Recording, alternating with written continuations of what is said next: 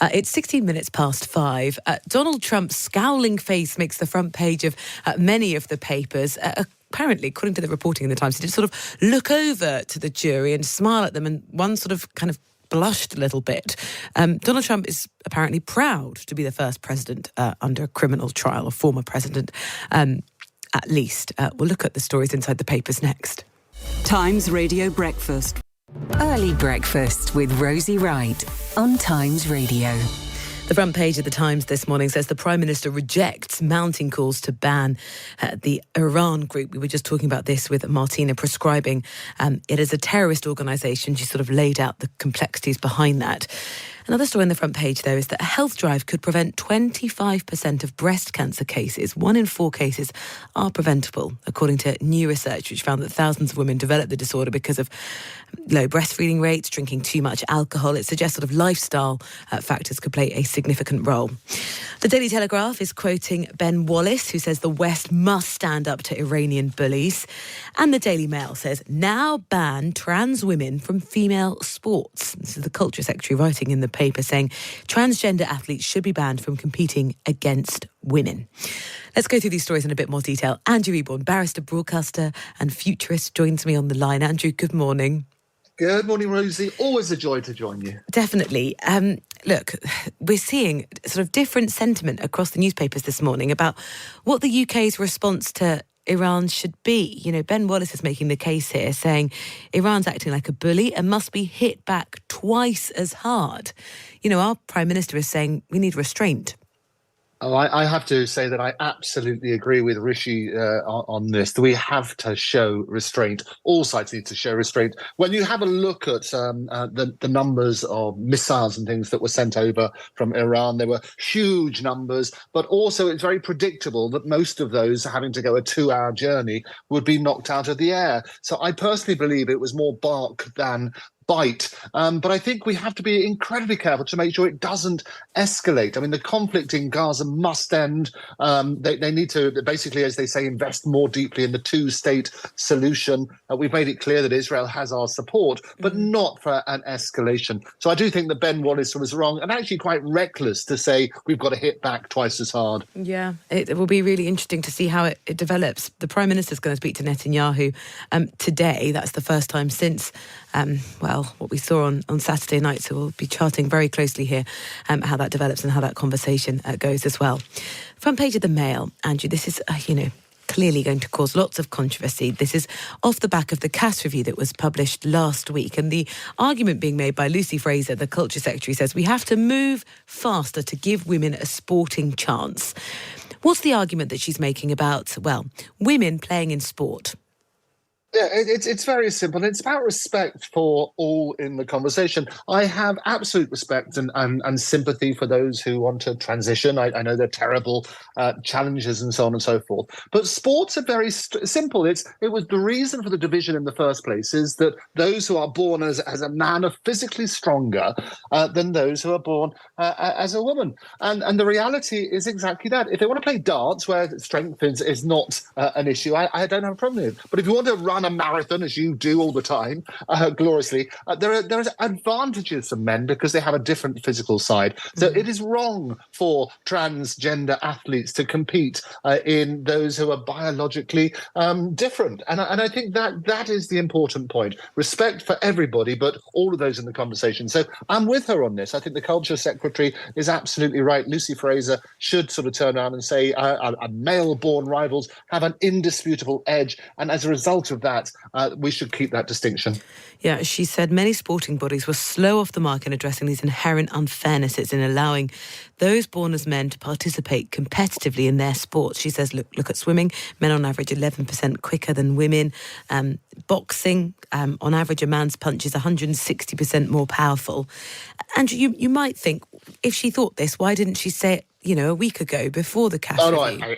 I agree. I mean, it's we should. I've been saying this throughout, and I think you probably have as well. Is that It makes no sense at all that you have this sort of issue. Those statistics were available beforehand about the difference between men and women. And I think you need to look at that in the same way as in boxing. You have a heavyweight, but you also have a bantamweight. You wouldn't put the two against each other. And I think you can either sort of look at that. If the science changes and you turn around and say, well, actually, the reason for the differences in these sports can now be reviewed, then obviously they can review it. But the reality seems to be that those who trans still have a biological advantage, the biological advantage which they were born with. The ping pong of legislation of the Rwanda bill between the Commons and the Lords may come to a close this week. It looks like the bill will be passed a little bit later on. But inside the Times this morning, Andrew, the headline is this: migrant lawyers will cite threat to mental health. Lawyers believe there is a whole host of ways in which they could exploit flaws in the government's Safety of Rwanda bill once it's implemented. And it might be saying, migrants, that their mental and physical health will be harmed. I mean, presumably that there will be workarounds and lawyers will try to find them. With your legal hat on, Andrew, should they? Well, with the legal hat on, a couple of things. I mean, there is always this ping-pong, and at the moment there's been more pong than ping. I think the reality is this. It's going to go through the Rwanda bill. There will be flights which will take off to Rwanda.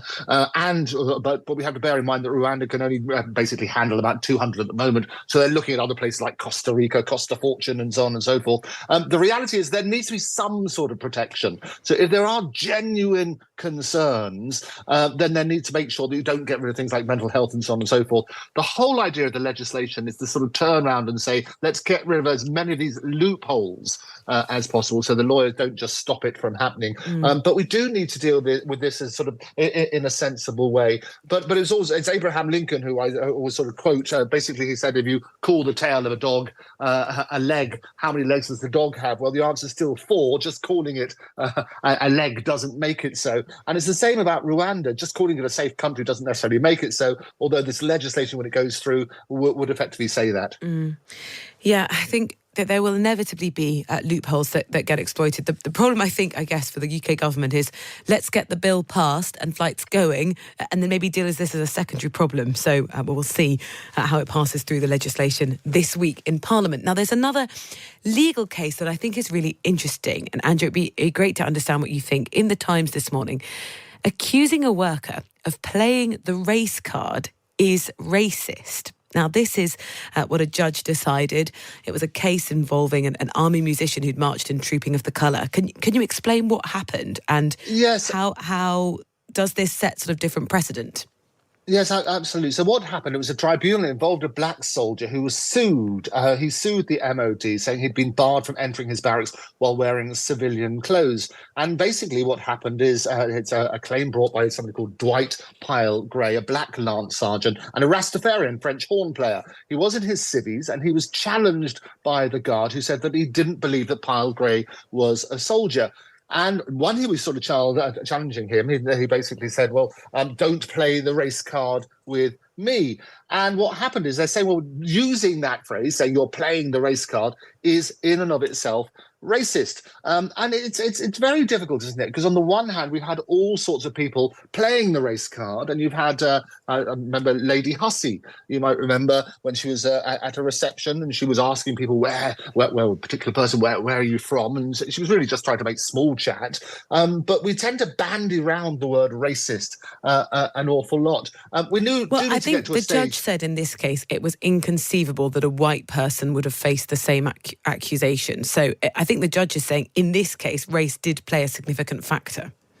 Yeah, I think that is absolutely right. And clearly, I mean, he was sort of turning around and saying because you had, you looked like a Rastafarian and you didn't, and basically it is an issue that he didn't recognise and think that he could be a guard. So you're right, and the judge was right in this case, is that it is inconceivable that somebody would say if they turned up not looking with the dreadlocks or whatever the particular look was, that they basically wouldn't have the same challenge. So using that phrase, I think we have to be very, very careful with language at the moment, and there's a lot of a crackdown and all sorts of things with Scottish hate law and so on and so forth. Language is very, very powerful. Trying to get to a stage where we can make sure we get the right balance. I think we're still trying to get there. Yeah, well, there's more on that story inside the Times if you want to have a read. Subscriptions have been in the press quite a lot recently. Pret customers, so says the Telegraph, deserve better. The founder of Pret says customers have been let down by the fiasco over its loyalty programme over claims of chaotic management at the sandwich chain. I mean, it is quite expensive, really. You can get 5 coffees a day for £30 a month. It's sort of worked, but hasn't worked. I mean, they've had to boost the price of that monthly fee significantly because, well, the people who use it seem to use it quite a lot. Oh, absolutely. Well, I did it, first of all, although you should save all your money and just buy the time subscription instead. The reality, I think when it started, it was like 20 quid, and you had to time your coffee, so you couldn't have one within until a certain period. And people basically, they were worried that people are sharing the app. They used to be these sort of... definitely were sharing the app. I saw some extreme... either in Pret or informally hearing friends at the pub describing how they were sharing Pret subscriptions. People, you open a system like that up, people are going to try and find workarounds, aren't they? Oh, absolutely. And so everybody wanted to get to the maximum, which is a maximum of 5 a day. I think that was still the case. But as a result of the sort of crackdown on the shared subscription, what happened is all sorts of problems about customers being unable to claim their free drinks. So it became a bit of a nightmare. And the founder of Pret, he was basically saying, Julian Metcalf was basically saying, look, we've let our customers down. It's got to be easy. I think if you have these apps, if you make certain promises, you need to fulfill those. And what's happened, it's been a bit more expensive than they anticipated because people are trying to do it. And I think you need to work on that basis. Getting customer loyalty is essential. I always say that trust comes in on foot and leaves on horseback. And it's very damaging for a brand when you have these offers and they don't deliver what they're supposed to. Well, basically what happened was it used to be that you just showed a QR code, so people were sort of screenshotting that and sending it to their friends or family. So Pret changed it so you had to open the app, and then there were all these glitches, and then the actual legitimate customers who'd be paid their £30 were finding it very difficult to actually then get their free coffees every day. There are some photographs, fantastic photographs of Hannah Waddingham. She was at the Olivier's and, star of the Ted Lasso series. She confronted a photographer. Just a bit of a warning, there is a little bit of, slightly blue language. Let's just listen to what happened in this sort of very cross encounter. Oh my God, you would never say that to a man. Oh my God. Don't be a dick, otherwise I'll move on. Don't say sorry. So what happened? She's outside the Royal Albert Hall and the photographer said, show me leg. And Hannah was having absolutely none of it. No, I absolutely love Hannah Waddingham. She was brilliant at the Eurovision Song Contest. She was a real star and is a real star at these things, coming to her own. But she's right. I mean, I get the same problem as well. I think it is a very sexist comment. Really? Everywhere I go, Rosie, show us a bit more leg, Andrew. The reality is this. They wouldn't have said that to a man. She was quite right to call it out. All kudos to her, the Ted Lasso star. She's brilliant when she's on stage. She's brilliant as an actress, and I have a lot of time for her. And well done for calling it out. Andrew, thank you so much. Andrew Eborn, barrister, broadcaster, president of Octopus TV, going through the day's stories with me. Across the UK, on DAB, online and on your smart speaker. This is Times Radio.